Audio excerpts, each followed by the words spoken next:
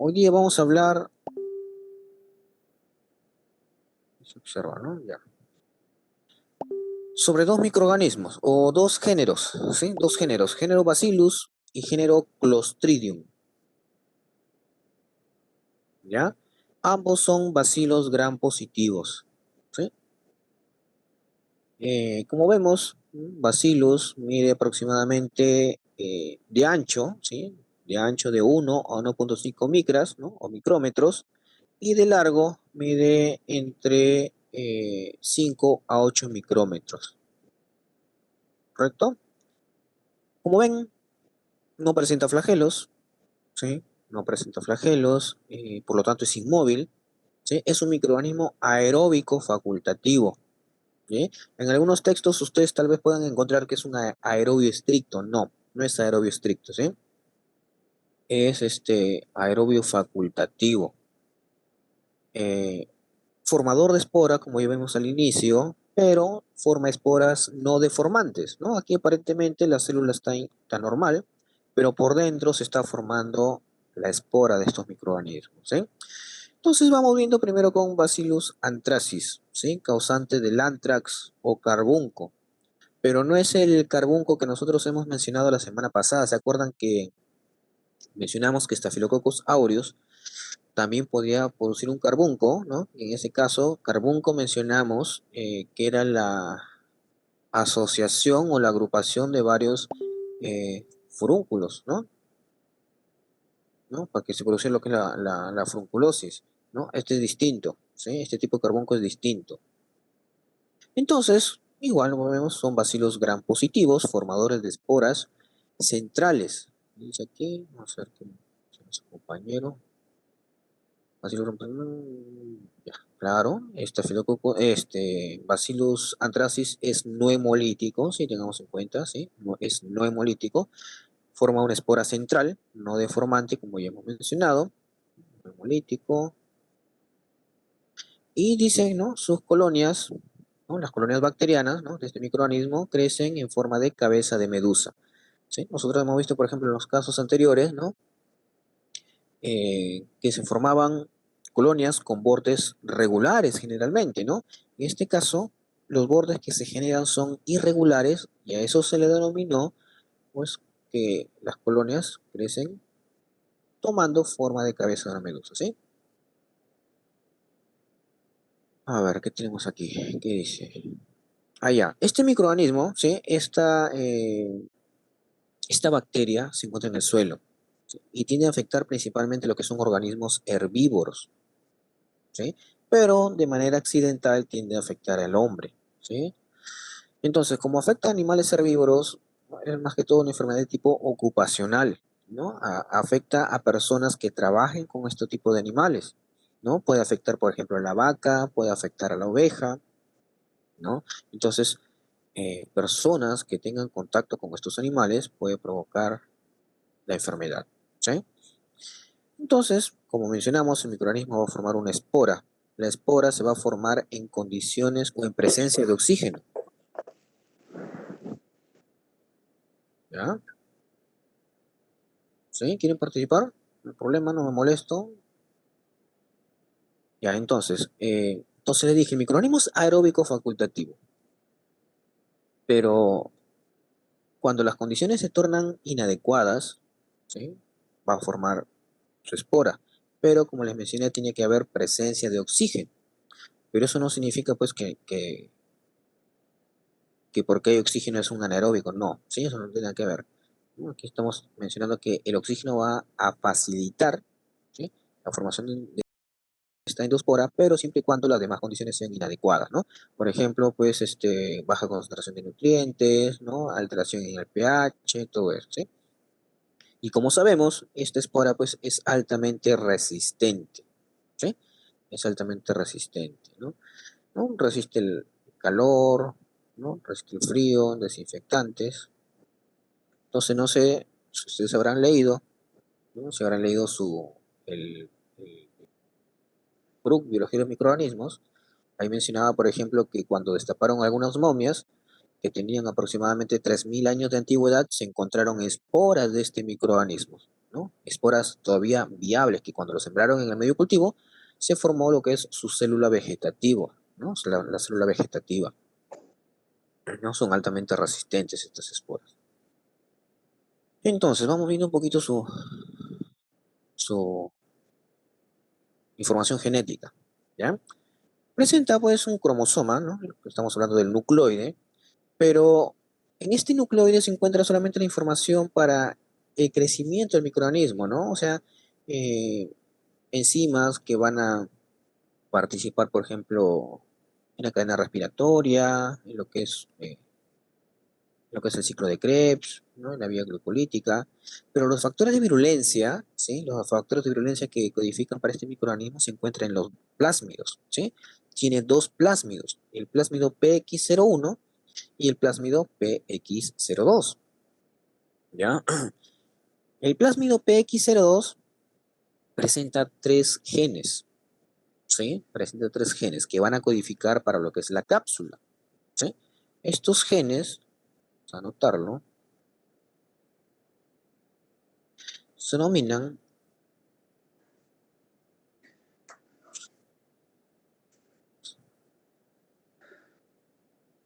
el, el CAP-A, ¿sí? El CAP-B, el CAP-C, ¿sí? Esos son los genes que se encuentran dentro del plásmido PX02. ¿Y de qué está conformada su cápsula? ¿Sí? La composición de la cápsula es igual a la que presenta Staphylococcus epidermidis, que me olvidé de decirles la semana pasada, ¿sí? Les mencioné, por ejemplo, Staphylococcus aureus presenta una cápsula incompleta, ¿no? Donde, pues, debido a la composición de su cápsula, presentan 11 serotipos, ¿sí? ¿Se acuerdan, no? Estamos recordando. De Staphylococcus epidermidis no le mencioné, ¿no? Y esa composición de la cápsula de Staphylococcus epidermidis, como dije, si quieren pueden participar, ¿ya? Pero si no, apaguen su audio, por favor, porque una que me desconcentran, ¿sí? Y otra que también incomoda a sus compañeros, ¿sí? Bueno, ¿en qué estamos? ¿Ya ves? ¿En qué estamos? Ya.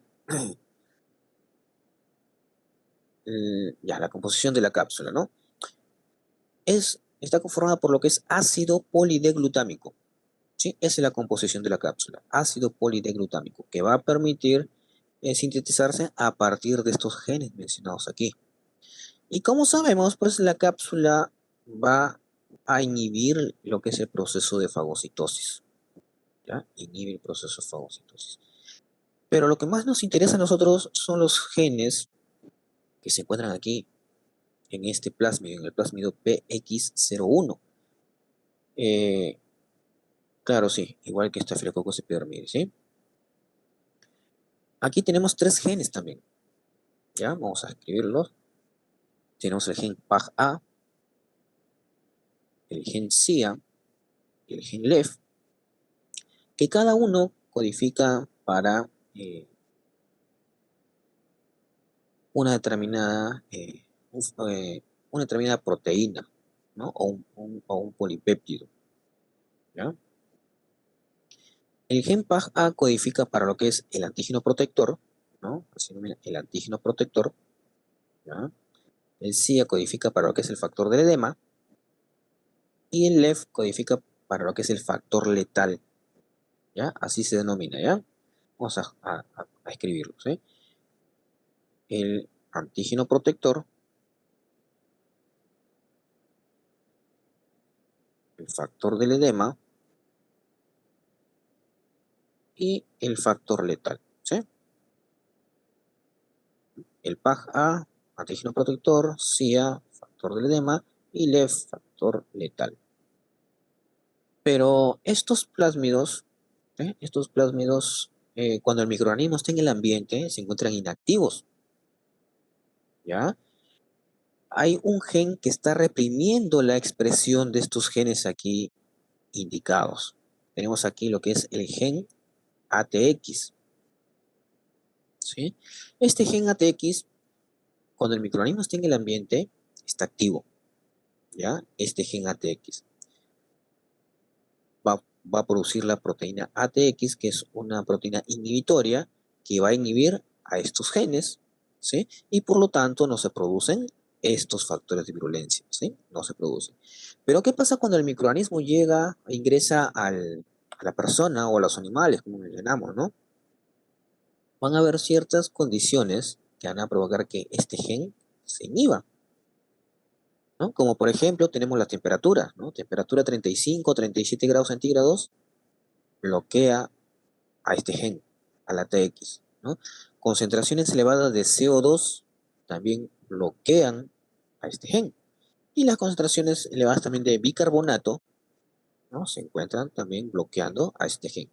Entonces, cuando el microorganismo ingresa a un tejido, se encuentra con esas condiciones, pues, ¿sí?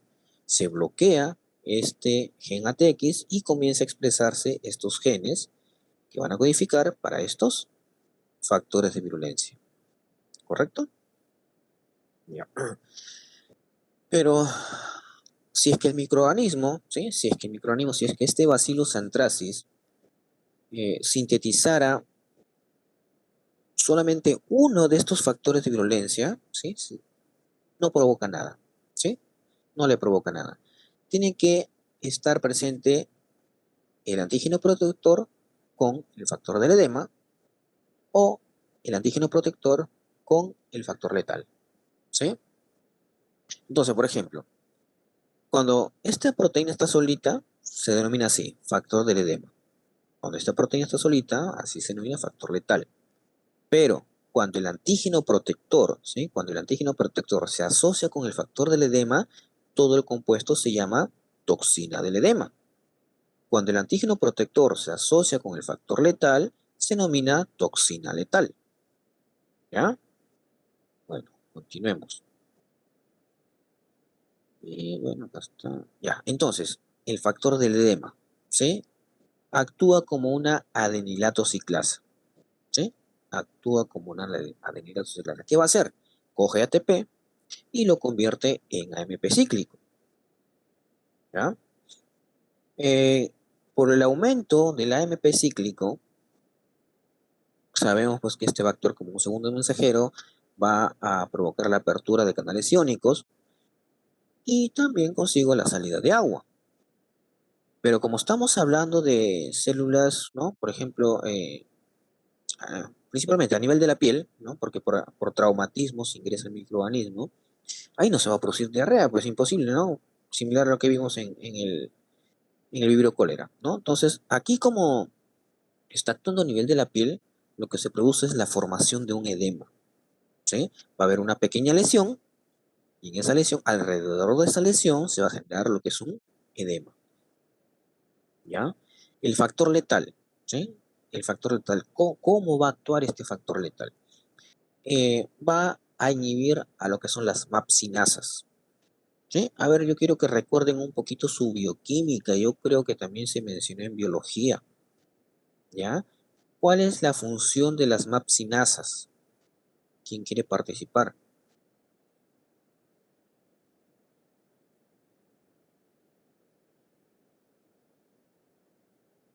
¿Sí? ¿Se acuerdan todo el proceso de transducción de señales? Que es un poquito enredado, ¿no? ¿Se acuerdan, por ejemplo, no sé, la, la vía de las stats? Tenemos lo que es la vía de las mapsinasas, tenemos lo que es la vía de las caspasas, ¿no? Pero aquí lo que nos interesa es la vía de las mapsinasas, porque el factor letal va a actuar inhibiendo a esas proteínas, ¿ya? Dependiendo de la célula, ¿sí? Dependiendo de la célula, estas mapsinasas comienzan a mandar una serie de señales, ¿sí? Entonces, si hablamos a nivel de células epiteliales, en este caso, pues,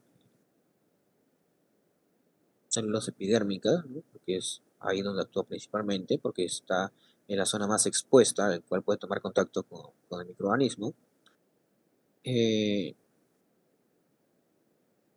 va a alterar lo que es la señalización celular, ¿sí? Al bloquearse la vía de las mapsinasas, se bloquea lo que es el proceso de señalización celular. Y como ya hemos mencionado, este proceso de señalización celular es muy variado y va a provocar la muerte de la célula.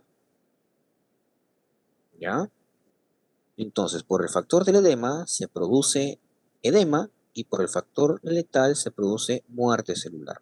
¿Sí? Se va a producir lo que es una necrosis. ¿Ya? Entonces, vamos a ver cómo actúa la toxina, ¿no? Como vemos aquí, tenemos la membrana celular, ¿sí? Esto que está aquí, la membrana celular.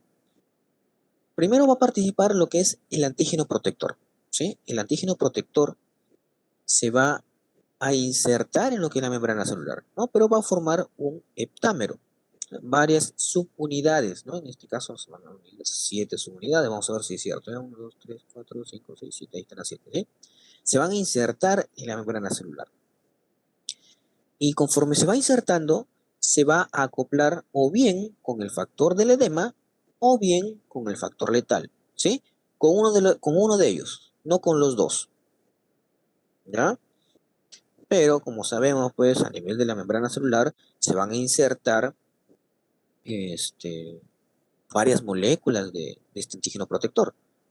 Así que al final van a terminar ingresando tanto el factor del edema como el factor letal. Pero en este heptámero solamente va a coger a uno de ellos, ¿sí? Entonces, una vez que el antígeno protector se asoció con la membrana celular, que ya cogió al factor del edema o el factor letal, se induce lo que es el proceso de endocitosis, ¿ya? Por la acidificación de este endosoma va a provocar que este antígeno protector se inserte más en la membrana y permita la salida del antígeno protector, digo, del factor del edema o del factor letal, ¿ya? Entonces, como les mencioné, el factor del edema va a provocar un aumento del AMP cíclico, ¿sí? Que va a permitir la salida de líquidos, ¿no? Por lo ya mencionado anteriormente, y la formación del edema, y el factor letal va a provocar lo que es la inactivación de lo que son las vías de las mapsinasas, provocando muerte celular, ¿sí? Así como es como actúan estas toxinas.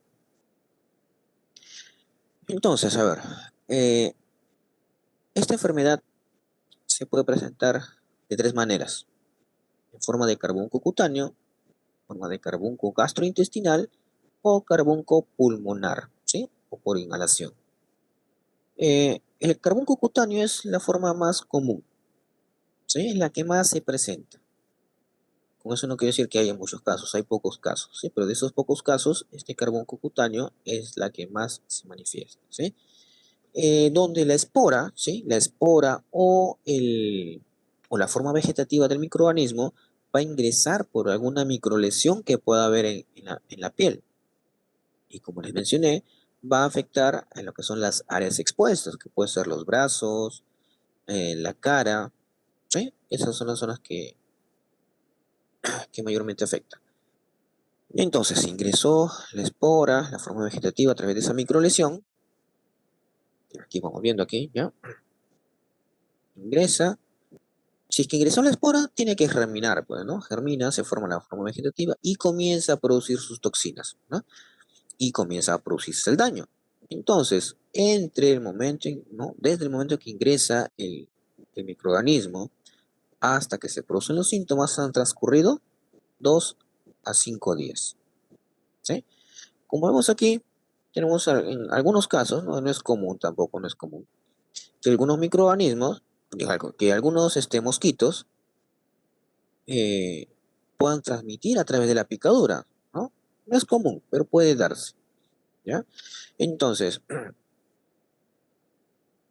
pasado el periodo de incubación, lo primero que se forma es una pápula, ¿sí? En la zona de inoculación del microorganismo.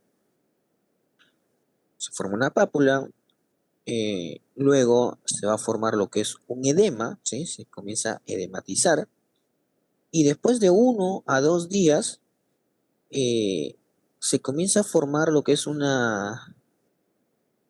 de la ampolla, un contenido rojo, ¿no? En su interior, debido a que está habiendo afectación también de los capilares. y provoca una hemorragia localizada, ¿no? Por eso que el- las ampollas contienen un líquido rojo, ¿no? Posteriormente ocurre la ulceración en la zona afectada y va a quedar lo que es una escara color negra, ¿no? ¿Sí?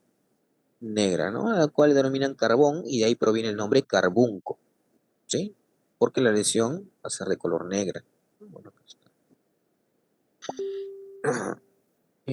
otros síntomas que se pueden presentar, como vemos ahí, fiebre, malestar general, cefaleas. Eh, si es que no hay una atención adecuada, o no, si es que no hay un proceso de desinfección adecuado, el microorganismo puede seguir invadiendo tejido. Tengamos en cuenta que los factores de virulencia mencionados son los principales, pero no son los únicos. ¿Ya? Van a presentar también, por ejemplo, hialuronidasa, va a presentar colagenasa, va a presentar fosfolipasas, hemolicinas también, que como dije, si es que no es atendido, ¿no?, correctamente, ¿no? Si es que no se da la buena desinfección, el microorganismo puede seguir avanzando y puede llegar a sangre y producirse lo que es una bacteremia, ¿sí? Pero no es común tampoco, ¿sí? No es común, ¿no? Lo principal es esto que estamos viendo aquí, ¿no? Y en casos graves, ¿no?, puede afectar a toda una extremidad, ¿no? Acá tenemos algunos ejemplos, ¿no? Unas imágenes donde estamos viendo la formación de las escaras, ¿sí? Esto, como le dije, pues no es muy dañino. Pasan 1 a 3 semanas, la escara se desprende y prácticamente pues la persona se recupera, como si no hubiera habido alguna lesión, ¿no? Después del proceso de recuperación. Igual, como dije, como estamos viendo, está afectando principalmente a nivel de lo que son las áreas expuestas, ¿no? Las áreas descubiertas. Y si se dan cuenta, pues está edematizado, ¿no? ¿Logran visualizar? ¿No? Está edematizado toda esta zona de aquí. Estos son casos graves ya. Son un poco más avanzados estos casos. Tengamos en cuenta que puede afectar también lo que son ganglios linfáticos, ¿sí? En caso que afecte ganglios linfáticos, las lesiones son dolorosas, ¿sí? Hasta aquí las lesiones no son dolorosas, ¿sí? No son dolorosas, pero cuando afecta a ganglios linfáticos ya se tornan dolorosas. Luego tenemos el carbunco gastrointestinal, ¿ya? Que se adquiere por el consumo de alimentos que contienen estos microorganismos, ¿no? O bien la forma de espora o bien la forma vegetativa del microorganismo, ¿sí? Generalmente pues está asociado con alimentos de animales que han presentado a este microorganismo, ¿no? Entonces, el periodo de incubación vemos de 2 a 7 días y puede afectar desde la cavidad bucal hasta nivel intestinal, ¿sí? No digo que afecte todo el tracto, ¿no? Pero puede afectar desde la cavidad bucal hasta nivel intestinal, ¿ya? Entonces, si comienza a afectar a nivel de la cavidad bucal, se van a formar, este, se van a producir lesiones a nivel de la boca, ¿sí? Puede afectar lo que es inflamación de los ganglios, también puede afectar, se puede formar lo que es una pseudomembrana, ¿no? Acá, ¿no? Se puede formar lo que es una pseudomembrana, que puede provocar también obstrucción de las vías respiratorias. Va a provocar lo que es una irritación faríngea muy intensa, ¿no?, que va a provocar un dolor también intenso, ¿ya? Eh, si logra afectar a nivel gástrico, va a provocar necrosis también y va a provocar hematemesis, ¿sí? ¿Cuál es la diferencia entre hematemesis y hemoptisis? A ver,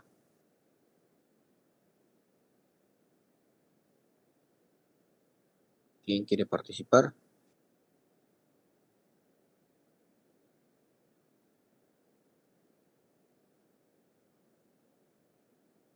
¿Nadie?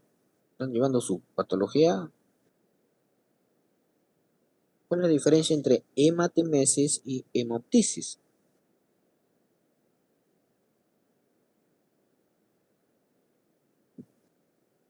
Ya, muy bien. La hematemesis, ¿no?, vendrían a ser los vómitos sanguinolentos, ¿no? Vómitos sanguinolentos que producidos por lesiones a nivel del estómago.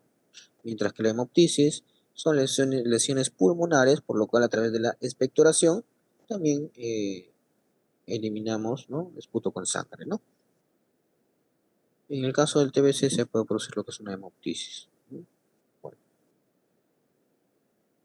ya, entonces, como le dije, pues, cuando afecta a nivel gástrico, se puede producir lo que es una este, hematemesis, ¿no? Si llega a nivel intestinal, se puede producir lo que es una melena, ¿ya? Melena vendría a ser lo que son heces sanguinolentas, pero no se confundan con lo que es, por ejemplo, diarreas sanguinolentas, donde la coloración es rojiza. La melena presenta una coloración oscura. ¿Por qué? Porque está afectando principalmente a lo que es a nivel de duodeno. Y mientras, pues, como acá se están manifestando las lesiones, ¿no?, a nivel de duodeno, mientras que, ¿no?, todo el contenido va atravesando, ¿no?, de nivel sistema digestivo, ¿no?, le toma tiempo, entonces para ello ya ocurre lo que es una oxidación de la hemoglobina, ¿no? Y por lo tanto las heces salen oscuras, ¿sí? Las heces salen oscuras. Pero si llega a afectar a nivel de colon, por ejemplo, ahí sí las heces, no estoy diciendo que aquí salgan de esa manera, ¿no?, que por otras enfermedades, ¿no? Si afecta a nivel de colon, se producen pues las heces sanguinolentas con color pues rojizo. Entonces, ¿no?, también va a haber dolor abdominal, ¿sí? Va a haber, ¿no?, los cólicos y el microorganismo, ¿sí?, porque aquí está ingresando, pues, como dije, o bien la espora o bien la forma vegetativa, que al final va a terminar llegando el microorganismo a la forma vegetativa a nivel intestinal. Puede perforar el intestino, eh, pasa sangre, produciéndose lo que es una bacteremia también, ¿sí? También se puede producir una bacteremia, ¿no? En este caso le están denominando lo que es una toxemia, y se va a producir lo que es shock y la muerte, ¿ya? Bueno, acá está, como dije, la formación de la pseudomembrana, carbunco inhalatorio o carbunco pulmonar. Este caso es mucho más raro que los anteriores, mucho más raro que, este, que el carbunco cutáneo, mucho más raro que el carbunco gastrointestinal. ¿Por qué? Porque para que pueda producirse esto, tienen que haber llegado bastantes esporas, ¿no?, o bastantes microorganismos a nivel pulmonar. Entonces, cuando se presenta un caso de estos, pues, está relacionado mucho con ataques bioterroristas, ¿no? ¿Se acuerdan cuando ocurrió el ataque a la Torre Gemela, ¿no? ¿Ya habían nacido o todavía? No me acuerdo que tenía para ese tiempo, ¿cuántos? 15, 16 años, creo ya. ¿Cuánto tiempo pasado, no? Entonces, pues, estos terroristas, los talibanes, comenzaban a mandar cartas que contenían esporas de este microorganismo. Entonces, cuando las personas recibían estas cartas sin saber, claro, lo abrían y al momento de abrirlo, pues permitían ¿cómo se dice? No, entonces, imagínense ustedes que tienen una carta cerrada, lo abren de golpe, va a permitir que todas esas esporas salten al ambiente y van a ingresar a través de las vías respiratorias, ¿ya? Entonces, como le dije, pues este carbunco pulmonar o carbunco inhalatorio está asociado con actos bioterroristas, ¿ya? Entonces, ingresan las esporas, ¿no? No le dije la cantidad, ¿no? Entonces, para que pueda producirse, tiene que ingresar aproximadamente de 10 a las 5 a 10 a las 6 esporas, ¿sí? Entonces, llegan, ¿no?, a las vías respiratorias inferiores, ¿no?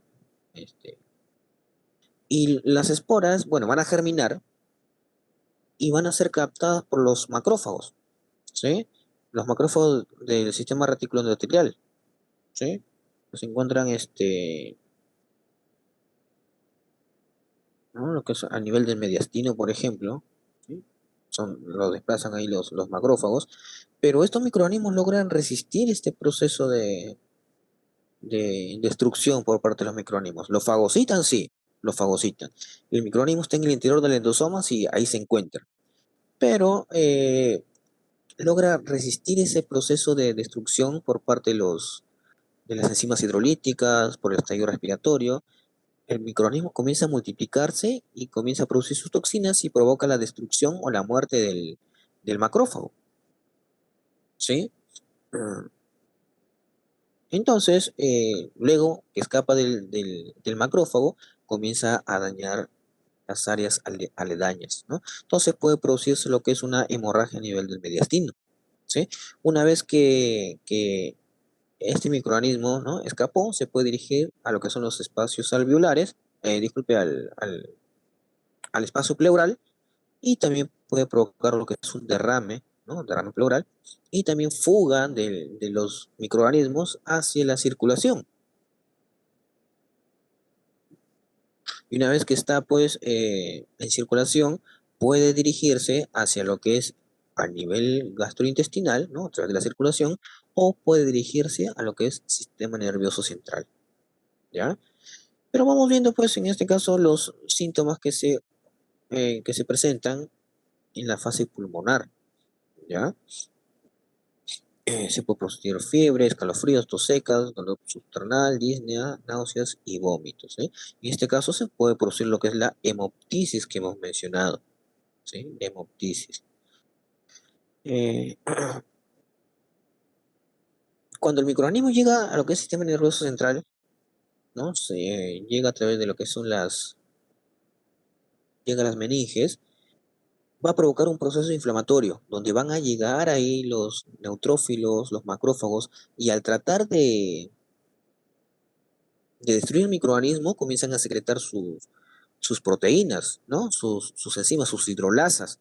Y esto va a generar lo que es el proceso inflamatorio y destrucción de lo que es la, la capa meningia, y el microorganismo puede llegar hasta lo que es la corteza cerebral y provocar aún mayor daño, ¿ya? Entonces, la persona, ¿no?, que donde el microorganismo ya llegó a nivel de lo que es la corteza cerebral, generalmente no vive lo suficiente como para expresar o manifestar los síntomas. Eso se visualiza en lo que es la autopsia, ¿ya? Vamos a nivel pulmonar.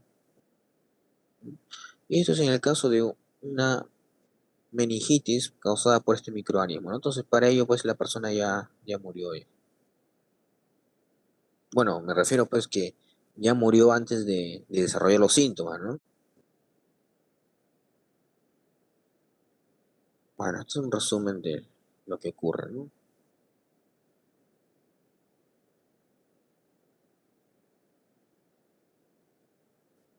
Eh, si hablamos del carbón cutáneo, puede ser a través de las lesiones, ¿no? Como les mencioné, pues se pueden observar lo que son las escaras de color negra, ¿no? Pero muchas veces se le puede confundir con la picadura de una araña, ¿ya? Entonces, una persona, pues, que es bien detallista, pues, en algunas lesiones que puede presentar, por ejemplo, si se saca una muestra desde que se forma la ampolla, ¿sí? Podemos sacar una muestra ahí, podemos sembrarlo a un medio cultivo o podemos hacer una coloración gran y poder observar al microorganismo, ¿sí? Pero tengamos en cuenta que en esas circunstancias en que hacemos la coloración, no vamos a observar esporas, ¿sí? Las esporas lo podríamos observar cuando ya ha crecido en el medio de cultivo. Si hablamos de a nivel pulmonar, pues, podemos sacar una muestra de esputo donde también podemos observar los microorganismos. Pero en el caso pues que se presente lo que es el carbonco pulmonar, la identificación debe ser lo más pronto posible, ¿no? Porque este tiene una alta tasa de mortalidad, ¿ya? Entonces, una vez que lo identifican, el tratamiento también tiene que ser rápido.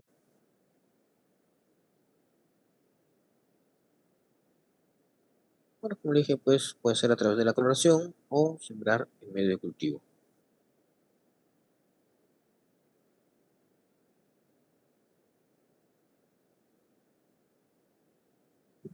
Tratamiento, ¿no? Bueno, al microorganismo se le puede dar una penicilina, ¿ya? Se le puede dar una penicilina, pero en algunos casos ha adquirido resistencia. ¿sí? Entonces, en caso de resistencia, se le puede dar, por ejemplo, una quinolona, se le puede dar un aminoglucósido, se le puede dar una tetraciclina, se le puede dar una rifampicina, ¿sí? Y acá vemos, pues, en caso de que la persona presente alergia a la penicilina, o presente sensibilidad a la penicilina, se le da estos antibióticos, ¿ya? Prevención, ¿ya?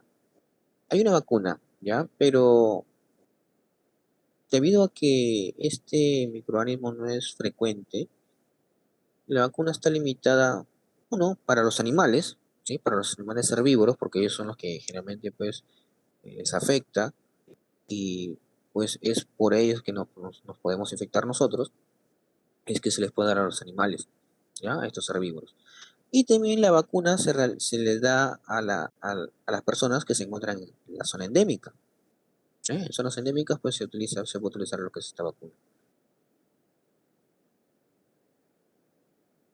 Bacillus cereus, vamos a ver, Bacillus cereus. Es un microorganismo también del suelo, ¿ya? Bacilo gram positivo. eh, en este caso, pues, generalmente, pues, forma esporas subterminales, como estamos viendo aquí, ¿no? No está exactamente en el centro, ¿no? El de Bacillus anthracis sí se encontraba en el centro, ¿no? Este es un patógeno oportunista. ¿Por qué? Porque va a producir enfermedades siempre y cuando la inmunidad de la persona esté alterada, ¿sí? Esté disminuida. Entonces va a provocar, ¿no?, enfermedades oportunistas y también, como hemos mencionado en la segunda clase, ¿no?, va a producir lo que son intoxicaciones alimentarias, ¿no? Entonces, a través de alimentos que se encuentren en el suelo, generalmente, no siempre, este microorganismo coloniza ahí, ¿no? Se establece ahí y comienza a producir sus toxinas, ¿ya? Entonces vamos viendo los factores de virulencia, ¿ya? Déjenme ver rapidito bien. Mm,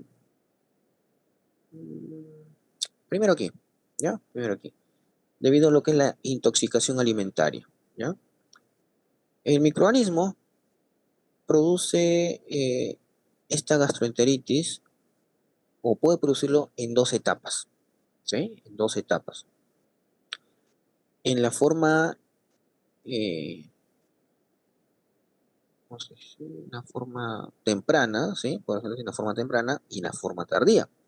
En la forma temprana, el microorganismo, ¿no? Esta bacteria, este Bacillus cereus, está sintetizando su toxina en el alimento, ¿sí? En el alimento. ¿Qué es toxina? La cereulida, ¿sí? La cereulida. Entonces, cuando nosotros consumimos este alimento contaminado, eh, estamos consumiendo la toxina y también podríamos estar consumiendo al microorganismo, ¿sí? ¿En qué tipo de alimentos se encuentra este microorganismo que produce esta toxina? Se puede encontrar, por ejemplo, en el arroz frito, se puede encontrar en los lácteos, ¿no? O en algunas frutas o verduras, ¿ya?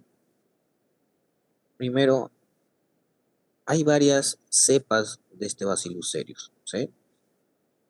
Hay algunas cepas que producen esta toxina de aquí, hay otras cepas que producen estas toxinas de aquí, que ahorita lo vamos a mencionar, y hay pocas, ¿sí? Pocas cepas que pueden producir todo este conjunto de toxinas, ¿ya? Entonces, aquellas bacterias, ¿no? Aquellos Bacillus cereus que producen solamente esta toxina, ¿sí? La cereulida, va a producir o se va a generar lo que es la forma emética, ¿no?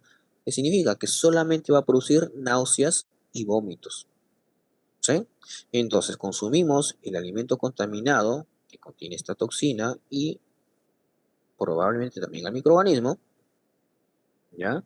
Y a las 1 o 6 horas después de haber consumido ese alimento, ¿no? Comenzamos a tener náuseas, vómitos, incluso podemos tener dolor abdominal, ¿sí? Pero la enfermedad es autolimitada, al cual, pues, al cabo de 10, 18 horas, ya nos estamos recuperando, ¿sí? Pero si consumimos, ¿no?, un alimento en el que está la bacteria, pero no sintetiza esta cereulida, sino que está presente ahí en el alimento. Estamos consumiendo solamente al microorganismo.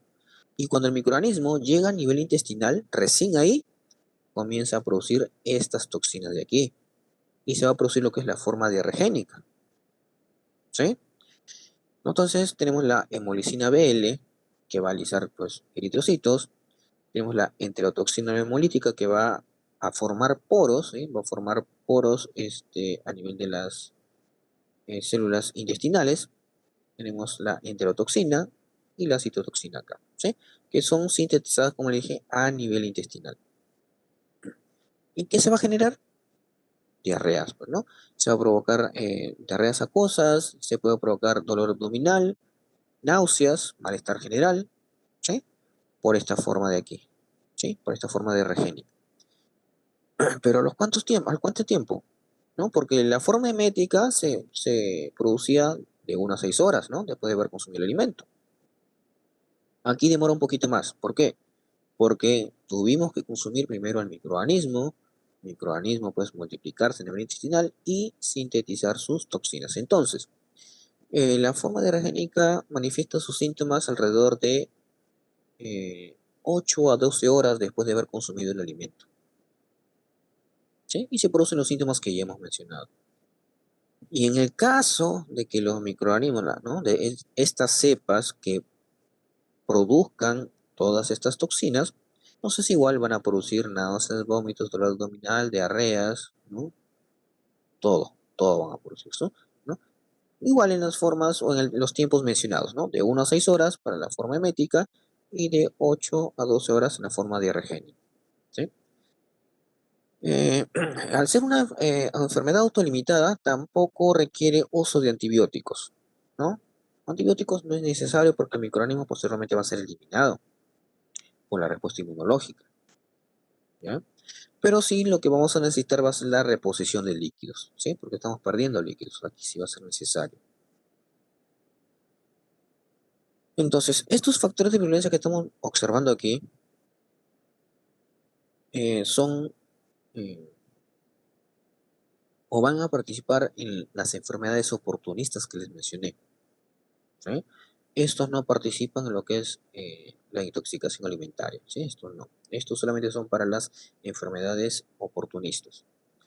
Entonces, ¿en qué casos, no? En que, por ejemplo, cuando la persona consuma inmunosupresores, en el caso que la persona presente VIH, en el caso que la persona o se haya realizado algún trasplante, ¿no? Por lo cual está consumiendo pues eh, estos inmunodepresores, ¿eh? Y también está asociado con el uso de drogas por vía intravenosa, ¿no? Por ejemplo, los que se aplican heroína, ¿no? Que por un lado pues está disminuyendo lo que es la inmunidad y que por el otro pues favorezca el ingreso del microorganismo. Sabemos porque estas personas, ¿no? Que se inyectan heroína no son del todo aseadas. Dejan su jeringa por ahí, por ejemplo en el suelo donde están los microorganismos, ¿no? Puede estar ahí este Bacillus cereus, y cuando se vuelve a inyectar con la misma jeringa, ¿no? Ya quedó el microorganismo ahí, y al inyectarse se está introduciendo los microorganismos, ¿no? Y se puede producir la enfermedad. ¿Qué enfermedad? Se puede producir, por ejemplo, primero una bacteremia, ¿no? Como es un inoculado de manera directa a sangre, se puede producir una bacteremia. Y en sangre, pues, se puede ir a distintos órganos, ¿no? Puede producir una meningitis, puede provocar una osteomielitis, ¿sí? Pero las enfermedades más relacionadas, ¿no? Con este microorganismo vendrían a ser lo que es, por ejemplo, una fascitis necrosante, ¿sí? Similar a lo producido por Streptococcus pyogenes, similar a lo producido por Staphylococcus aureus, ¿no? Entonces hace uso de estos factores de virulencia. Tenemos la hemolicina, ¿no? La seriolicina va a actuar similar a como actúa la streptolicina O, ¿sí? Actúa de manera similar. ¿Cómo actuaba la streptolicina O? A ver si me ayudan. Vamos a ver si me hacen recordar porque ya me olvidé, ¿sí? A ver, ¿cómo actúa la streptolicina O?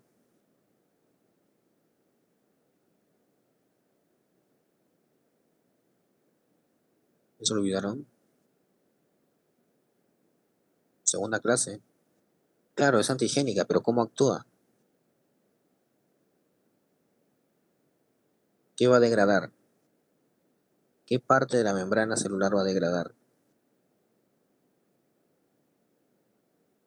¿Se acuerdan? Colesterol, muy bien, ¿sí? Degrada el colesterol, ¿sí? Por lo tanto, va a provocar inestabilidad de la membrana y va a provocar lisis celular, ¿sí? ¿No? Tenemos las hemolicinas, ¿no? Si hablamos específicamente de lo que es la hemolicina 3, va a formar poros, ¿sí? Va a formar poros a nivel de la membrana celular. Tenemos fosfolipasas que van a actuar degradando los fosfolípidos, ¿no? Tenemos fosfolipasas específicas que van a actuar sobre el fosfatidilinositol, que van a actuar sobre la fosfatidilcolina y que van a actuar sobre la esfingomielina. ¿Ya? También presenta betalactamasas, por lo tanto lo hace resistente a los betalactámicos, ¿no? Presenta colagenasas que le va a permitir poder seguir invadiendo tejidos, ¿no? Va a degradar colágeno y le va a dar capacidad invasiva, pero siempre y cuando pues haya habido una alteración, una disrupción de lo que es el tejido para que pueda ingresar, ¿no? ¿Qué más? Este microorganismo también puede producir lo que es una endoftalmitis. También por alguna lesión que pueda haber a nivel ocular, por ahí ingresa el microorganismo, ¿no? O en caso de cirugía de cataratas, ¿sí? También puede ingresar el microorganismo por ahí y a través de estos factores de virulencia se produce la enfermedad. Bueno, aquí mencionamos, ya está, ¿no? Entonces, como dije, en caso de infecciones oportunistas, se puede producir todo esto, ¿no? La celulitis crepitante se puede producir, ¿no? Después, si es que esto se complica, se puede producir lo que es la fascitis, ¿no? La fascitis necrosante. Y como ya hemos visto en varias oportunidades, en caso de que se presente pues esta fascitis necrosante, ¿cuál es el tratamiento? O mejor dicho, la acción inmediata, desbridamiento, correcto, tiene que haber desbridamiento de la herida. Muchas veces, ¿no? Por acción de este microorganismo, puede haber incluso amputación de, eh, de la extremidad afectada, ¿ya? Ya, en caso de endoftalmitis, ¿no? Los síntomas comienzan 12 a 36 horas después de que ingresó el microorganismo, ¿sí? Comienza a producir primero lo que es un edema periorbitario, ¿ya? Luego va a provocar lo que es inflamación de la córnea y poco a poco va a haber pérdida de la agudeza visual. Y si esto se complica, ¿sí? El microorganismo puede seguir ingresando, ¿no? Y por contigüidad llega a afectar lo que es el sistema nervioso central, ¿no? Y puede producirse eh, una meningitis, ¿ya? A ver, en caso de diagnóstico, a ver, para el caso de intoxicación alimentaria, puedo sacar un coprocultivo, pero no es necesario. ¿Por qué? ¿Por qué no será necesario? A ver, ¿quién me puede ayudar? ¿Por qué en el caso de intoxicación alimentaria? Porque le dije, el microorganismo puede llegar ahí, ¿no? Puede llegar a nivel intestinal. Pero ¿por qué no será necesario realizar un coprocultivo? ¿Mm?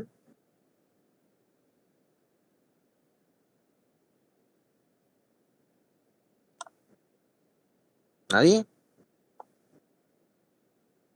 Quiero que razonen un poquito. No, porque no porque no forma parte de la microbiota. ¿Sí? Entonces, si yo quisiera aislar, lo puedo aislar. Pero ¿por qué no será necesario?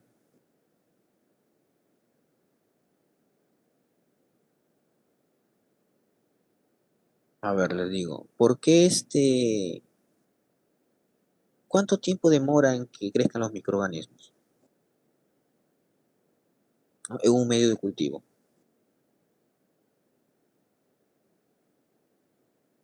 Ya. Y para eso ya no se habrá curado a la persona. Entonces, por eso no es necesario, por el tiempo. ¿Sí? Ya. En caso de endoftalmitis, ¿cuál es el tratamiento? Bueno, el diagnóstico tendríamos que sacar lo que es ¿no? Una punción, ¿no? De lo que es el humor vítreo o el humor acuoso, y podemos también sembrarlo en un medio cultivo o podemos hacer una coloración grande y observar en el microscopio, ¿ya? En el caso de infecciones musculoesqueléticas, tendremos que sacar nuestra muestra, igual sembrar en medio cultivo o sembrar o observar el microscopio, ¿sí? Entonces, tratamiento. De la intoxicación alimentaria ya mencionamos, ¿no? El tratamiento sería reposición de líquidos. En caso de endoftalmitis, el tratamiento sería o bien clindamicina o bien gentamicina, ¿sí? Que puede ser por vía sistémica o con gotas, ¿no? O sea, directo al ojo, ¿ya? En el caso de infecciones sistémicas, ¿no? Como por ejemplo bacteremia, una endocarditis o una meningitis, se le puede dar, ¿no? Una quinolona, ¿no? Una fluoroquinolona como el cipro, se le puede dar aminoglucósidos como la gentamicina que ya mencionamos, ¿no? Clindamicina, ¿sí? A pesar, como dije, a pesar de ser gram positivo, no se le puede dar betalactámicos por la presencia de las betalactamasas, ¿sí? No le va a provocar nada, ¿sí? Bueno, hasta aquí, ¿alguna pregunta? ¿Todo claro? Imagino que sí, ¿no?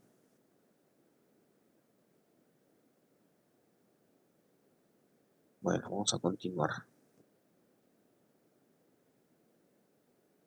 Clostridium, ya está, Clostridium. Bacilo gram positivo también, ¿sí? Eh, presenta varias especies, ¿sí? Como ya hemos visto en un caso, hay varias especies de Clostridium, pero cuatro son las más importantes, ¿no? Clostridium perfringens, Clostridium difficile, tenemos Clostridium tetani y Clostridium botulinum, ¿sí? Este también es formador de esporas, ¿sí? Pero a diferencia del Bacillus, ¿no? Este presenta esporas deformantes, como vemos aquí, hay un ensanchamiento. ¿Por qué? Porque dentro, en esta zona, se está formando la espora, ¿sí?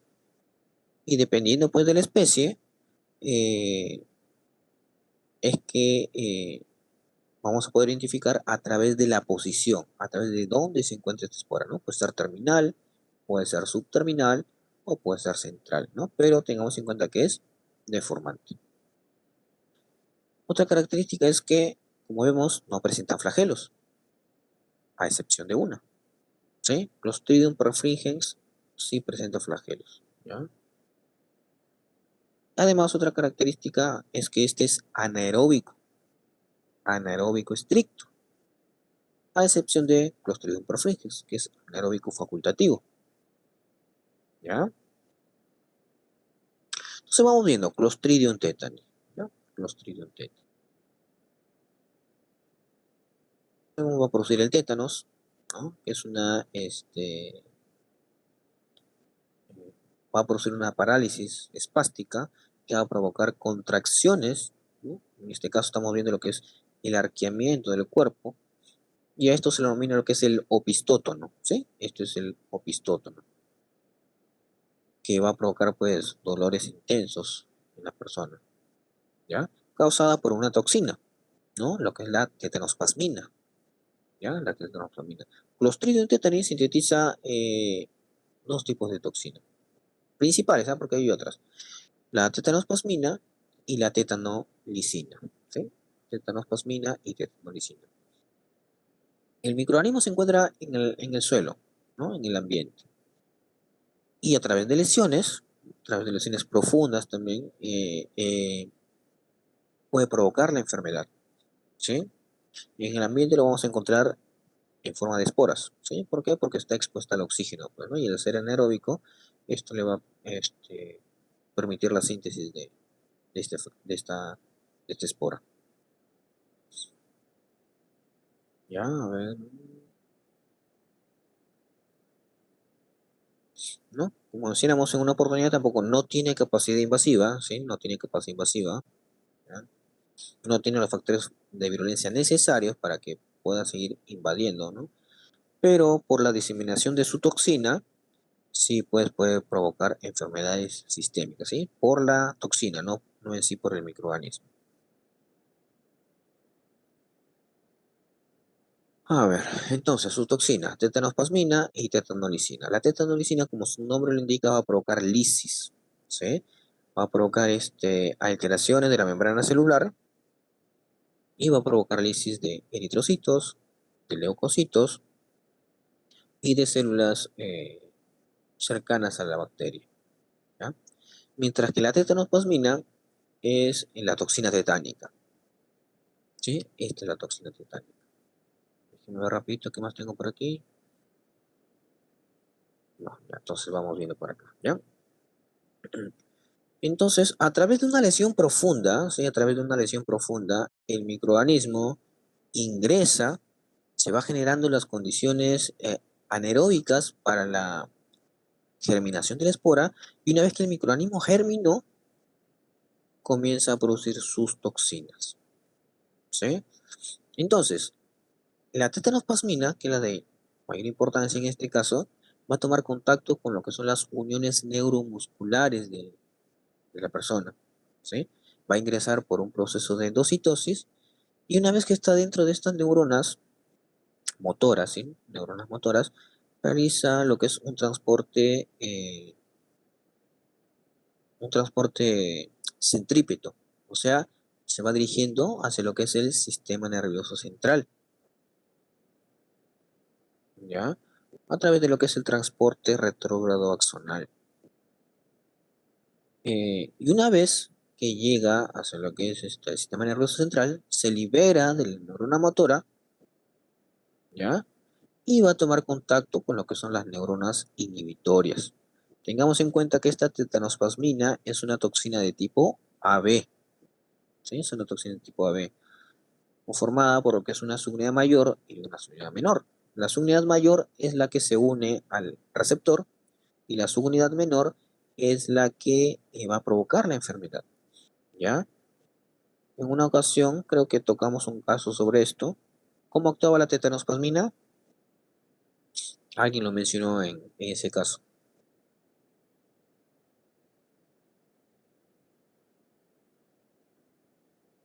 ¿Alguien que participe? ¿Cómo actuaba la tetanospasmina?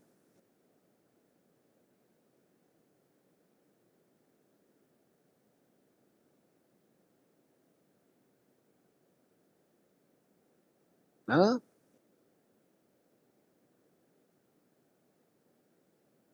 ¿O están cansados así como yo, que ya no quieren hacer nada? Bueno, la tetanospasmina va a provocar la degradación de lo que es la sinaptobrevina, ¿ya? Degrada la sinaptobrevina. ¿Y dónde se encuentra la sinaptobrevina? A ver, ¿quién me dice? Recordemos un poquito su morfo.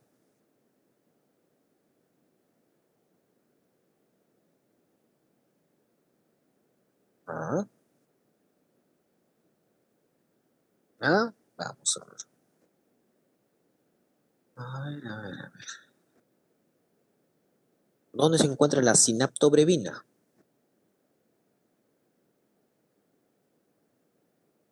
¿Sí? ¿Saben?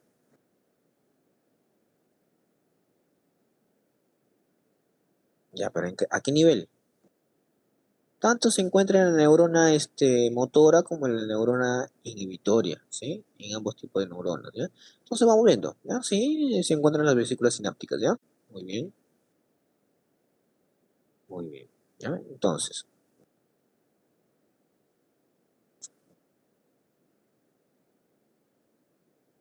ya, aquí la neurona, ¿ya? Ya, muy bien. Entonces aquí la vesícula, donde en el interior está el neurotransmisor, ¿no? ¿No? Que puede ser acetilcolina, GABA o glicina, dependiendo de la neurona, ¿no? Pero acá está el neurotransmisor. Eh, Acá tiene algunas proteínas. Tenemos aquí algunas proteínas. Estas proteínas que se encuentran en la vesícula, ¿cómo se llaman? A ver, quiero que me ayuden. ¿Cómo se llaman estas vesículas?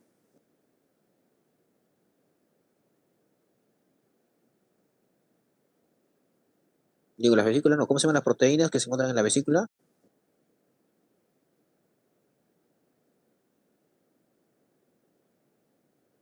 Entonces, acá tenemos la sinaptobrevina y tenemos lo que es la sinaptotagmina. ¿ya? Claro, las SNAR, ¿sí? Es en conjunto, ¿sí? Entonces, la sinaptobrevina y la sinactotajmina son un grupo de SNAR, ¿ya? Sí saben cómo se escribe, ¿no? Vamos a escribirlo, ¿ya? Sinactobrevina y la sinactotajmina, ¿correcto? Estas son las que se encuentran, ¿no? Las proteínas que se encuentran a nivel de la vesícula, ¿ya? A nivel de la membrana también tiene que haber algunas proteínas para que tomen contacto, ¿sí? Para que tomen contacto con estas proteínas que se encuentran en la vesícula. ¿Cómo se llaman estas proteínas de membrana? ¿No? ¿Cómo se llaman? A ver.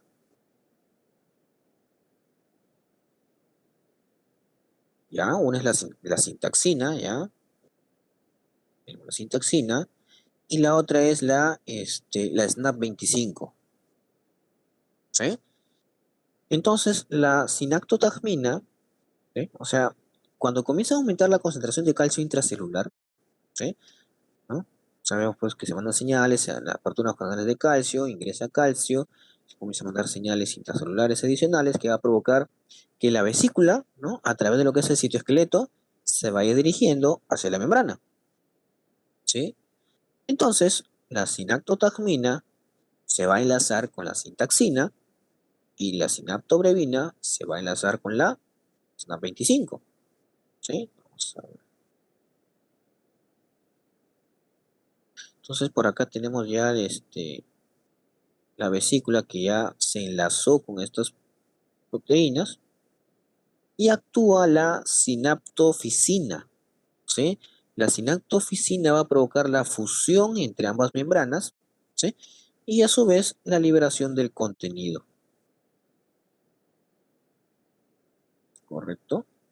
Entonces, mencionamos la tetanospasmina, viaja a través de la neurona motora, se libera, se dirige a lo que es la neurona inhibitoria y va a degradar a la sinaptobrevina, ¿sí? Degrada a la sinaptobrevina. Esta sinaptobrevina, por lo tanto, como es degradada, ya no se va a unir a estas proteínas de membrana, ¿sí? También se puede unir a la sintaxina también, ¿sí? A la 25 y la sintaxina. Entonces, al no enlazarse, ¿sí? Al no enlazarse, no se da la fusión de las membranas y no se libera, ¿sí? No se libera lo que son estos neurotransmisores. No va a haber la liberación de GABA o glicina, solamente va a haber liberación de acetilcolina y por lo tanto se van a producir las contracciones, ¿sí? Las contracciones musculares, ¿ya? Bueno, vamos a ver, las formas clínicas, ¿no? Se puede producir lo que es tétano generalizado, localizado, cefálico y el tétano neonatal, ¿no? Vamos a ver. El tétano generalizado ingresa por cualquier lesión que podamos tener en nuestro cuerpo, ¿sí? Es la forma clásica donde la toxina, como mencionamos, se dirige a lo que es el sistema nervioso central y los síntomas característicos de este tétano generalizado son la risa sardónica, ¿sí? La risa sardónica, no hayan escuchado otra cosa, ¿sí? Y lo que son los opistótonos, ¿no?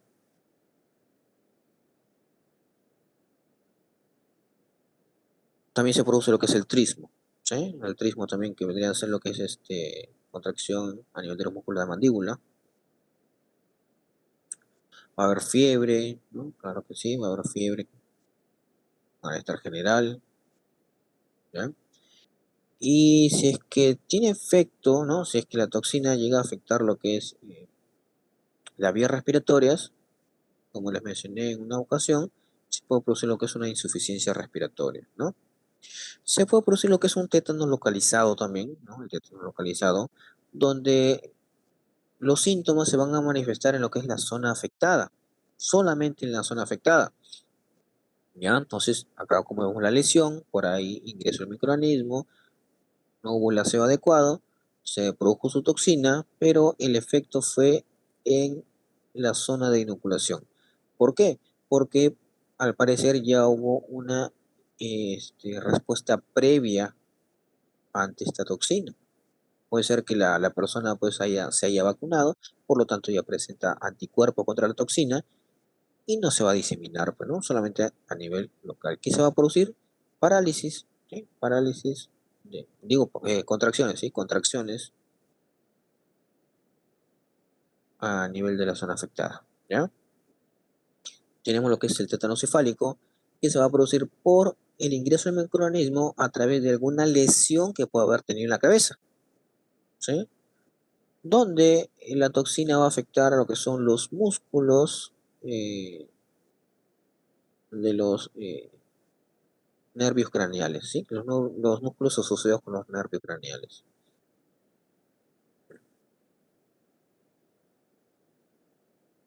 Y tenemos lo que es el tétano neonatal, ¿sí? Que generalmente el microorganismo va a ingresar, ¿no? A través del cordón umbilical, ¿sí? Tengamos en cuenta que la madre no ha sido vacunada, por lo cual no presenta anticuerpos y no va a poder transmitirle a lo que es el niño, ¿ya? Entonces, este tétano neonatal tiene una alta mortalidad, ¿sí? En el cual pues el niño no va a poder alimentarse adecuadamente. ¿Por qué? Porque va a haber contracción, como le dije, de las mandíbulas, no va a poder succionar, ¿sí? Acá se produce lo que es, ¿no? Este trismo que les mencioné. Se pueden presentar los opistótonos que ya hemos visto en la parte anterior y pues generalmente mueren, pues, ¿no? Estos niños. Diagnóstico clínico, ¿no? A través de los síntomas, ¿no? Característico, ¿no? Ojalá que no se les presente a alguno de ustedes, pero ya si que se les presenta ya saben cómo identificarlo ya. El tratamiento, control de las vías respiratorias, ¿no? Y ventilación. Tenemos que darle ventilación mecánica, ¿no? Porque en el caso que haya una insuficiencia respiratoria, ¿no? Va a haber una afectación de los músculos de las vías respiratorias, no va a poder respirar, entonces tenemos que darle esta ventilación mecánica. Evitar los espasmos, ¿no? Entonces tenemos que darle, por ejemplo, las benzodiazepinas para provocar lo que es la relajación muscular. Inmunización pasiva, en este caso tenemos que darle anticuerpos, ¿no? La inmunoglobulina antitetánica, ¿sí? El antibiótico para destruir el microorganismo, que puede ser metronidazol o la penicilina, y como prevención tenemos que darle lo que es la vacuna antitetánica, ¿no? Que en este caso, pues esta vacuna antitetánica se le da a las mujeres embarazadas, ¿no? Creo que al sexto, séptimo mes de embarazo, ¿no? Se le da esta vacuna. Sigamos, a ver, Clostridium botulinum, ¿ya? Vamos viendo Clostridium botulinum, ¿no? Igual, las mismas características del género Clostridium, esporas subterminales, ¿ya? Se encuentra en el suelo también. Este microorganismo es causante del botulismo, ¿sí? Este va a presentar su toxina botulínica, que por acá vemos presenta o existen 7 tipos de toxinas botulínicas, ¿ya? Y dependiendo de la toxina, pues vemos que afecta a diferentes tipos de organismos, ¿no? A, B, E y F afectan al ser humano, ¿sí? La A, ¿sí? La toxina botulínica A es la más potente, ¿sí? Tenemos en cuenta que es la más potente. Ya, vamos a ver cómo actúa. Bueno, pues me está indicando ya, ¿no? La toxina botulínica A y E van a actuar degradando lo que es la PNAP25, ¿sí? La toxina botulínica B, D, F y G está degradando lo que es la sinaptobrevina. Y la toxina botulínica C va a actuar degradando lo que es la sintaxina. Bueno, acá me está indicando ya. Va a afectar a lo que es neuronas motoras. ¿Sí? Tengamos en cuenta que va a afectar neuronas motoras, pero vamos a ver cómo es que llega hasta ahí. ¿Sí? ¿Cómo es que llega hasta estas neuronas motoras? Vamos a ver. Déjenme ver rapidito, ¿ya? Humanos, digestión. Bueno, vamos a ver. Como dije, este microorganismo es del habitante del suelo, ¿sí? Eh, y se pueden producir cuatro tipos, ¿no? Cuatro tipos de botulismo. Cuatro tipos de botulismo. Tenemos lo que es el botulismo alimentario. Por lo tanto, el microorganismo va a ingresar a través de alimentos contaminados. Como es un microorganismo anaeróbico, bastante se le asocia con lo que es el consumo de alimentos enlatados, ¿ya? Me imagino que ustedes, no sé si habrán visto, ¿no? Algunos alimentos enlatados que se encuentran hinchados.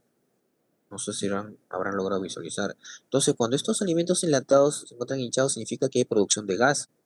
No es normal que se dé esta producción de gas. ¿Por qué? Porque me está indicando la presencia de microorganismos. Y como está sellado herméticamente, ¿no? Significa que hay condiciones anaeróbicas. Y en este caso, el microorganismo anaeróbico más frecuente es este Clostridium botulinum, ¿sí? Por eso no se recomienda el consumo de estos alimentos enlatados que vemos que presentan alguna alteración. ¿Ya? Otra forma de botulismo, tenemos lo que es el botulismo de las heridas, ¿sí? Así se denomina, botulismo de las heridas, que el microorganismo va a ingresar a través de una herida, ¿sí? Ingresa a través de una herida. Tenemos lo que es el botulismo inhalatorio, ¿sí? Tenemos el botulismo inhalatorio, que el microorganismo va a ingresar a través de la inhalación. Mucho está asociado con lo que es los drogadictos, los que consumen, por ejemplo, la cocaína, ¿sí?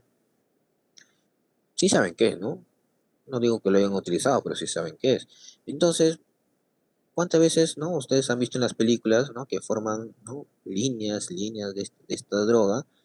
Y supongamos que en esa zona está contaminada, está por ahí el microorganismo. Entonces, cuando inhalan, ¿no? Cuando inhalan a esta droga, pueden estar jalando al microorganismo, que termina llegando a lo que son los pulmones y comienza a producir su toxina, ¿sí? Vamos acá, la transmisión de persona a persona no está documentada, ¿sí? Entonces, mencionamos cuatro tipos de botulismo, ¿no? Botulismo alimentario, botulismo de las heridas, botulismo inhalatorio y nos falta lo que es el botulismo del lactante, ¿sí? Que como su nombre lo indica, va a afectar al lactante, ¿sí? Vamos a ver qué más tenemos por aquí. ¿No? Son cuatro, ¿ya? No, no son tres, son cuatro. El otro ciclo lo corrijo esto, ¿eh? A ver, ¿qué me dice? A ver. ¿Ya? Entonces, en el caso del botulismo alimentario, ¿ya? Estamos consumiendo al microorganismo, ¿sí? A través del alimento enlatado que hemos visto, ¿no? Consumimos el microorganismo, llega a nivel intestinal, el microorganismo una vez que está en el nivel intestinal se multiplica y produce su toxina. El microorganismo tampoco en este caso no tiene capacidad invasiva, pero la toxina sí. Una vez que se produjo a nivel intestinal la toxina, es absorbida, pasa a circulación y se dirige pues a principalmente a las extremidades, donde la toxina se une pues a las neuronas motoras y ya hemos visto dónde actúan cada una de las toxinas, ¿ya? En el caso de lo que es el botulismo de las heridas, igual, ¿no? Llega la espora o llega la forma vegetativa a la herida, si es que llega la espora pues tiene que germinar, produce sus toxinas y la toxina pues es la que va a viajar, pues, ¿no? A través de la circulación.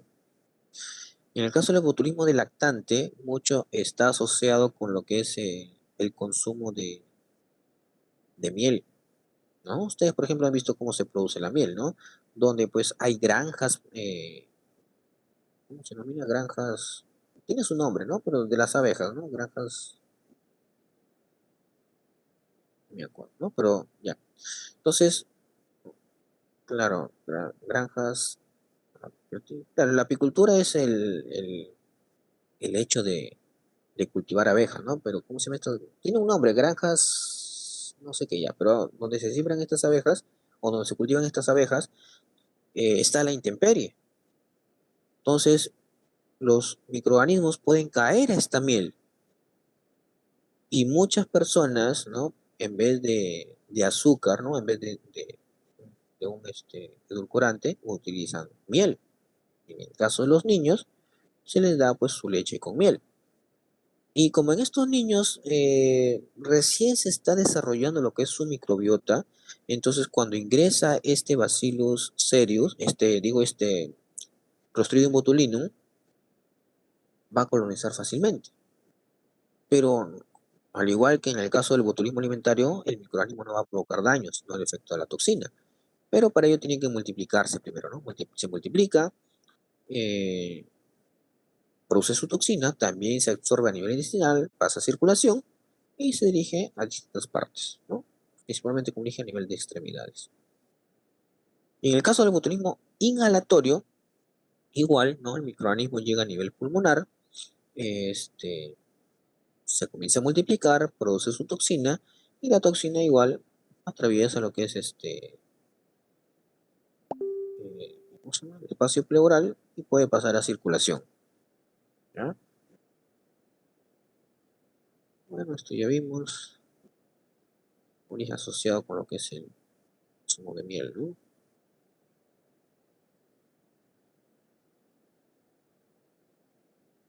Ah, ya, en el caso del botulismo de las heridas, ¿no? También pueden producirse algunas lesiones, ¿sí? Aquí ya no es por la toxina. Aquí estas lesiones es por el microorganismo, pero no tiene capacidad invasiva, ¿no? Provoca lesiones, sí, pero no tiene capacidad invasiva el microorganismo, ¿ya? ¿No? Como hemos visto, está asociado por el consumo de heroína también, para este caso, para el botulismo de las heridas, está asociado con el consumo de heroína, ¿no? Porque se están inyectando la droga. Los síntomas, ¿no? En el caso del botulismo alimentario, en el caso del botulismo del lactante, se puede producir náuseas, vómitos y diarreas, ¿sí? Eso se puede producir.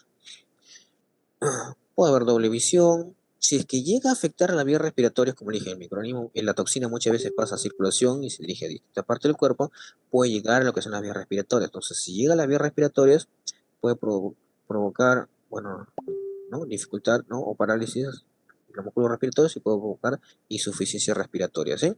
Si llega a afectar lo que es músculos, por ejemplo, de la mandíbula, puede provocar dificultad al hablar, ¿no? Si afecta lo que son faringe, por ejemplo, puede provocar dificultad para tragar, ¿sí? Va a provocar una parálisis descendente, ¿sí? Puede provocar una parálisis generalmente de las extremidades. En el caso del botulismo del lactante, ¿no? Puede provocar letargo, llanto débil, ¿no? Llanto débil, alimentación pobre, ¿sí? ¿Por qué? Por la misma parálisis flácida que se está manifestando, ¿ya? ¿Ya? Los signos, digo, para el diagnóstico, hay que guiarnos en los síntomas, ¿sí? No es común realizar detección de toxinas, ¿sí? Generalmente no se realiza. Cultivo tampoco, porque toma pues bastante tiempo, ¿sí? Los microorganismos anaeróbicos sí demoran en crecer, por eso generalmente no se realiza. El diagnóstico más que todo es a través de los síntomas, ¿no? Esto tampoco son pruebas de experimentación, ¿no? Lo que es prueba de neutralización en ratones, ¿sí? También es de experimentación nada más. Tratamiento, ¿ya? Igual tenemos que darle ventilación mecánica porque puede haber insuficiencia respiratoria, ¿sí? También ventilación mecánica. Tenemos que darle lo que es la antitoxina, ¿sí? Para neutralizar a bo- la toxina botulínica. Y tenemos que darle anticuerpos. A ver, ya. Estas inmunoglobulinas se les recomienda para niños menores de un año, ¿sí? ¿Por qué? Porque esta antitoxina, que también son inmunoglobulinas, pero son obtenidas a través de caballos, ¿no? Ustedes saben que se utilizan animales para la producción de vacunas, ¿no? Los más utilizados son los caballos, los conejos, pero en este caso, esta antitoxina, ¿no? Esta inmunoglobulina se obtiene a partir de suero de caballo. Y muchas veces este suero de caballo contiene proteínas antigénicas, ¿sí? Antigénicas. Por lo tanto, si se le proporciona al niño menor de 1 año, se puede generar reacciones de hipersensibilidad, ¿sí? Entonces, para niños menores de 1 año se le da lo que es la inmunoglobulina humana, ¿sí? La inmunoglobulina humana. Y ya para personas mayores se le da pues esta antitoxina, ¿ya?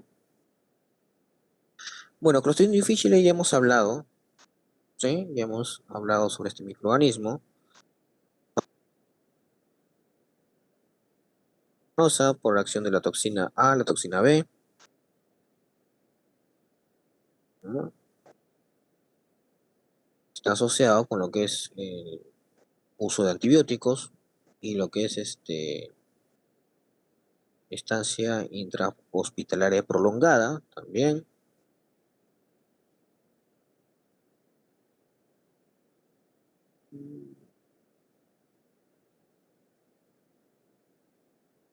Puede ingresar también por vía oral, como ya hemos mencionado.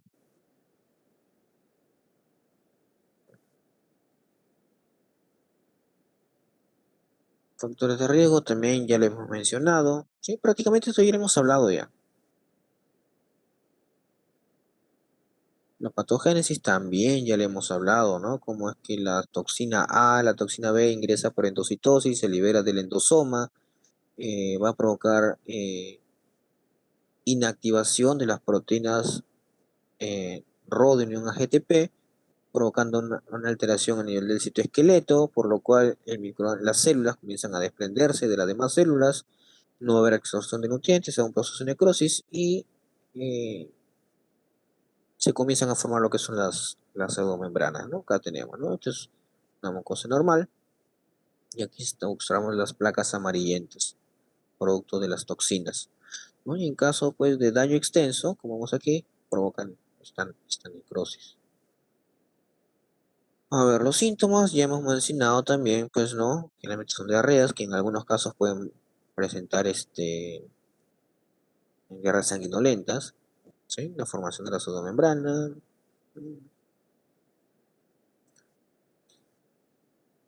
¿No?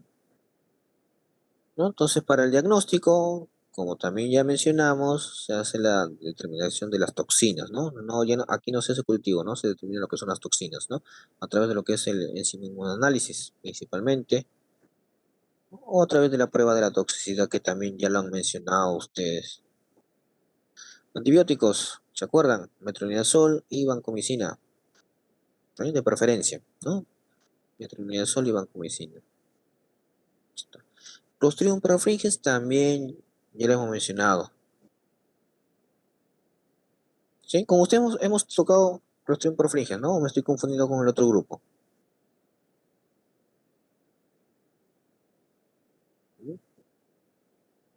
Vamos a ver.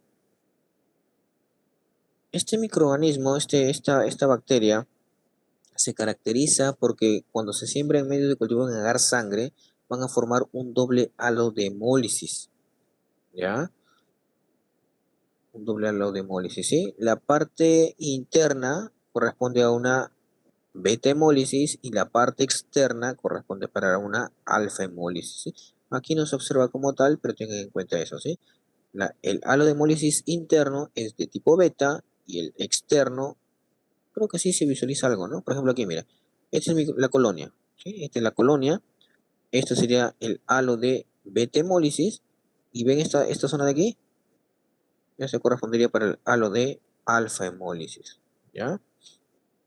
Entonces, este microorganismo se va a clasificar en 5 grupos dependiendo de las toxinas que vaya a sintetizar, ¿no? Tenemos la toxina alfa, beta, epsilon y la toxina iota, ¿no? Esto también ya lo hemos mencionado. A ver, ¿qué va a causar? Este microorganismo va a causar lo que es la fascitis, la mionecrosis, ¿no? O gangrena gaseosa, ¿sí? Por acción de la alfa-toxina, que es la lecitinasa, ¿no? Entonces, para que el microorganismo pueda ingresar, tiene que haber una lesión profunda. Ingresa el microorganismo, pues comienza a producir sus factores de virulencia, no son los únicos, también produce la que es la hyaluronidasa, produce lo que es la perfencolicina O. La perfencolicina O va a potenciar el efecto de esta fosfolipasa C para que haya mayor destrucción celular, ¿no? Eh, Debido a esta destrucción celular, el microorganismo puede producir bacteremia y en este caso pues puede dirigirse a otros órganos y tejidos, ¿no? Por ejemplo, puede provocar daño al hígado, ¿no? El microorganismo llega al hígado y por acción de su toxina pues produce lo que es una hepatotoxicidad. Puede llegar al corazón, ¿no? Puede provocar disfunción del miocardio, ¿no? En este caso, ¿no? Infección de tejidos blandos, ¿no? Correspondiente a lo que es la mionecrosis, la celulitis, la fascitis necrosante, ya hemos hablado al respecto. También hemos hablado al respecto. A ver si se acuerdan, ¿cómo inician los síntomas sobre la mionecrosis?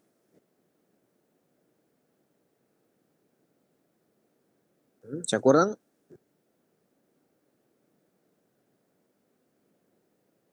Primero comienza con un dolor intenso, ¿se acuerdan? ¿No? En la zona afectada. Un dolor intenso, después de algunas horas comienza a formar la coloración de la piel, ¿sí? Comienza a ponerse pálida, se comienzan a formar vesículas que posteriormente se van a formar lo que son las bulas hemorrágicas, ¿no? Va a haber lo que es la crepitación a la palpación de la zona afectada, ¿ya? ¿No? Acá tenemos lo que son las bulas hemorrágicas, ¿sí? Este ya es un proceso ya avanzado, ya, ¿no? Entonces en este caso tenemos que hacer amputación, pero acá no, desbridamiento ya no funciona, ¿no? Entonces acá a través de lo que es observación del tejido afectado, podemos observar lo que son la formación de las burbujas de aire debido a la producción de gas por parte del microorganismo, ¿sí? Y debido a esto, pues es que cuando se da la palpación, eh, se oye la crepitación, ¿no? Como si estuvieran rompiendo una galleta de soda, similar. También puede provocar lo que es intoxicación alimentaria. El microorganismo también produce enterotoxinas, ¿ya? Eh, Tiene que haber una concentración, ¿sí? De mayor de 10 a las 8 bacterias para que recién el microorganismo comience a producir la toxina. Si no, no lo produce, ¿sí? Entonces, una vez que se produzca la toxina, ¿no? Va a provocar, ¿sí? El daño. Algunos consideran que este tipo de toxina es de tipo citotóxica, otros consideran que es de tipo superantígeno, ¿ya? Pero al final lo que va a provocar es un proceso inflamatorio con la pérdida de líquidos, ¿sí?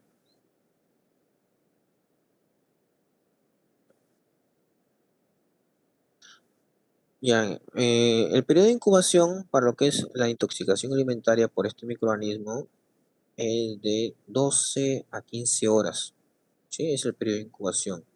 Más largo que el de Staphylococcus aureus y más largo que el de Bacillus cereus. También sería solamente reposición de líquidos, ¿sí? Reposición de líquidos y los síntomas desaparecen a las 24 o 36 horas, ¿ya? Entonces los síntomas de diarrea, ¿no? Que puede, puede haber o no puede haber vómito o fiebre. ¿Sí? A ver, diagnóstico laboratorio. No, bueno, esto no es muy importante para ustedes. ¿Por qué? Porque en caso de intoxicación alimentaria, ya hemos dicho lo que los microorganismos anaeróbicos tardan en crecer, ¿sí? Por lo tanto, uno que me puede salir negativo el cultivo y otro que mientras que ya identifico el microorganismo ya pasó la enfermedad. Y para el caso de lo que es la mionecrosis, por ejemplo, se sacan a través de los síntomas. O simplemente puedo hacer una coloración gran, porque de repente me pueden decir, pero que no se puede confundir con una mionecrosis causada por Streptococcus pyogenes o Bacillus cereus, sí. entonces podemos hacer una coloración grande, nada más. Estas son pruebas bioquímicas, lo que observan ustedes aquí son pruebas bioquímicas para dar con la caracterización del microorganismo más que todo. ¿Ya? Y pues el tratamiento, ¿no? Sería la penicilina, ¿no? En el caso pues de la mionecrosis tiene que ver lo que es el debridamiento, ¿no? El debridamiento, la utilización de lo que es oxígeno hiperbárico también que ya hemos mencionado. Bueno, se puede utilizar la antitoxina, pero no está disponible en todos lados, ¿sí? Bueno, eso es todo. ¿Alguna pregunta?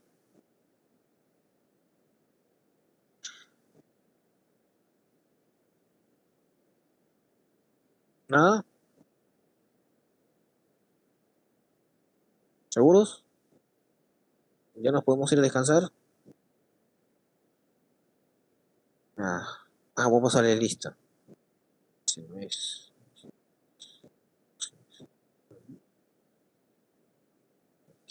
Uy, de verdad, me disculpan un ratito, ¿sí?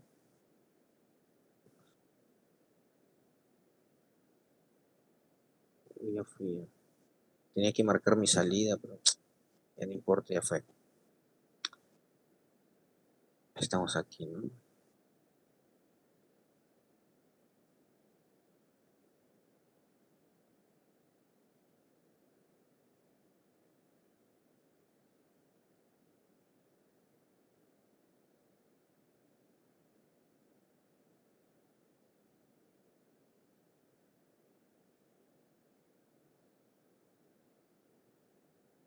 A ver, nos faltan 3 clases más y acabamos la unidad.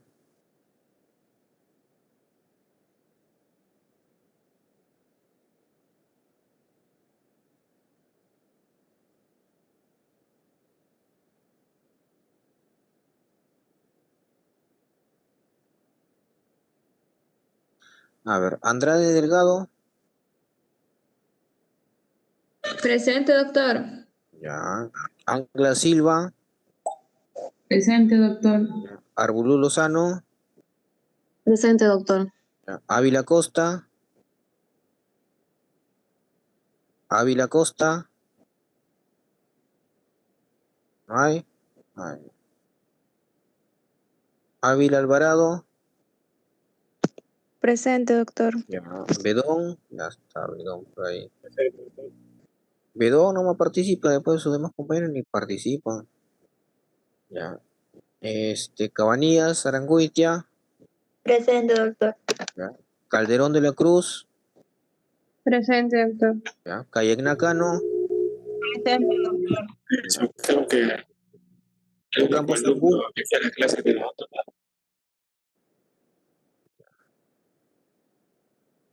Ya. Cano Ramos. Presente, doctor. Castro Malásquez. Serna Terrones. Presente, doctor. Chávez Urcia. Chávez Urcia. Ay. Ay, no, está. Chero Soriano. Presente, doctor. Ya. Córdoba Sánchez. Ya. Corro Vega. Presente, doctor. Ya. Cortés Pérez. Presente, doctor. Riviero Esquivel. Presente. Ya. Cruz Carguayano. Presente, doctor. Ya.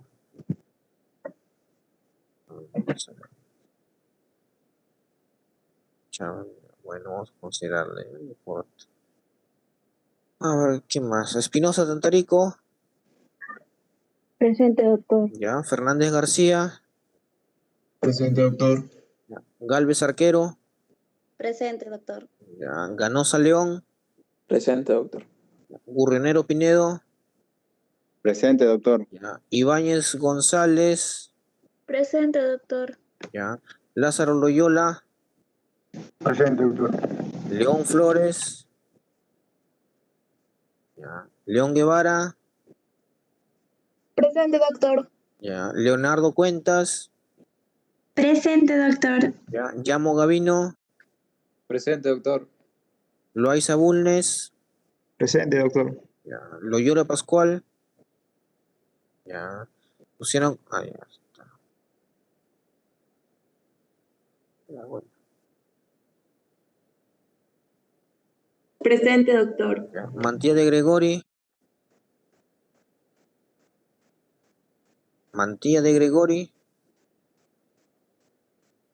No hay. A ver.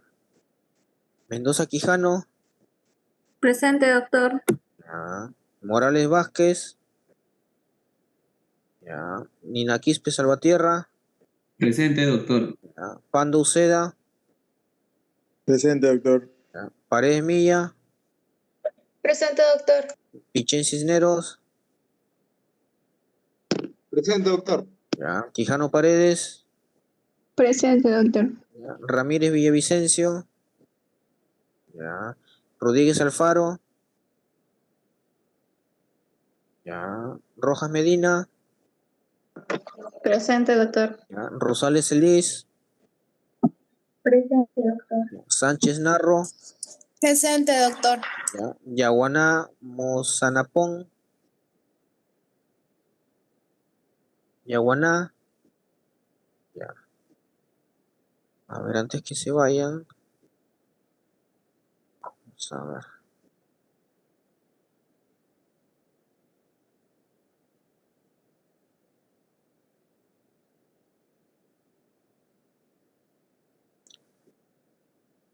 Acá está.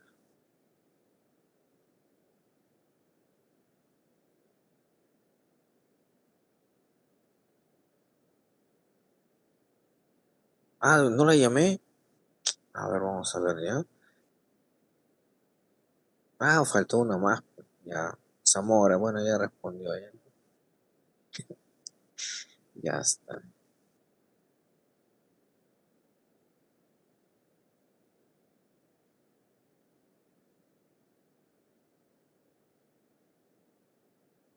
A ver, ¿esto qué es? Son de qué? Ah, sí, ya. Entonces, yo creo que les di Andrade y Arbulú para el sábado pasado, ¿verdad? Sí, doctor. Listo. Entonces, para este sábado también va a exponer, ¿no? Aparte de Andrade y Arbulú, para este sábado, Bedón y Campos Angulo. ¿Sí? ¿Campos Angulo expuso la primera clase? No, no sé, no recuerdo. Si no, le damos su tema de exposición. Entonces, a ver, Bedón va a exponer Corynebacterium diphtheriae, ¿sí? Que corresponde a bacilo gram positivo, ¿ya? Y Campos Angulo va a exponer sobre Listeria monocytogenes, también es un bacilo gram positivo, ¿ya? Ese es para el grupo A. A ver, aquí, creo que fue Ávila y Cabañas, creo que fueron del sábado pasado. Entonces, para este sábado, Calderón y Serna, ¿no? No sé, me confirman si es que han expuesto anteriormente, si no, Doctor, yo expuse la primera clase. Cerna. Serna ya. Entonces, Calderón y Chávez, ¿ya? Gisana también expuso, pero Gisana Ok, su señal está mal. ya. Entonces, Calderón y Chero, ¿ya? Bueno, Calderón va a exponer sobre Corynebacterium diphtheriae y Chero va a exponer sobre Listeria monocytogenes, ¿ya? Para el sábado. A ver aquí, a ver, ¿en qué nos quedamos? ¿Ávila expuso? No me acuerdo. Bueno, le di tema para el sábado. Cano sí le di. Entonces, Ávila y Cano fueron del sábado pasado, ¿no? Ah, la primera clase. Entonces, Cano y Castro son del sábado, que también van a exponer para este sábado. Y Corro y Cribillero van a exponer también este sábado. ¿Ya? Corro va a exponer sobre Corynebacterium diphtheriae y Cribillero sobre Listeria monocytogenes. ¿Ya? Y ahí nos quedamos, muchachos, ¿sí? Creo que estamos cansados todos. Vamos a aprovechar y descansar. Estuviste temprano, ¿no? Pero bueno. ¿Alguna pregunta antes de retirarnos?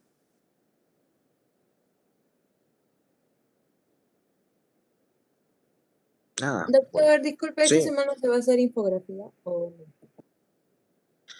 miren, estoy revisando sus trabajos, y habrá visto su nota, me imagino. Creo que mejor hacen su caso, ¿no? Porque no saben, creo les falta hacer una buena infografía. ¿Qué quieren? ¿Caso o infografía? ¿Qué me dicen? Caso.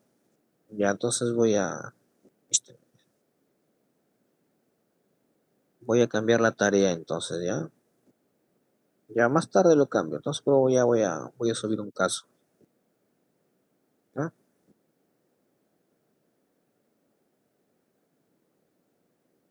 Y ahora, mayoría manda, entonces que la delegada me informe, ¿no? Después, si es que quieren infografía o quieren caso, ¿ya? Me avisa señorita Dana, ¿ya? Mayoría manda, ¿ya? Listo. Ya pues, nos despedimos, ¿sí? Hasta el sábado. Cuídense, tengan buena noche, descansen. Buenas noches, doctor. Hasta luego, doctor. Ya, hasta luego.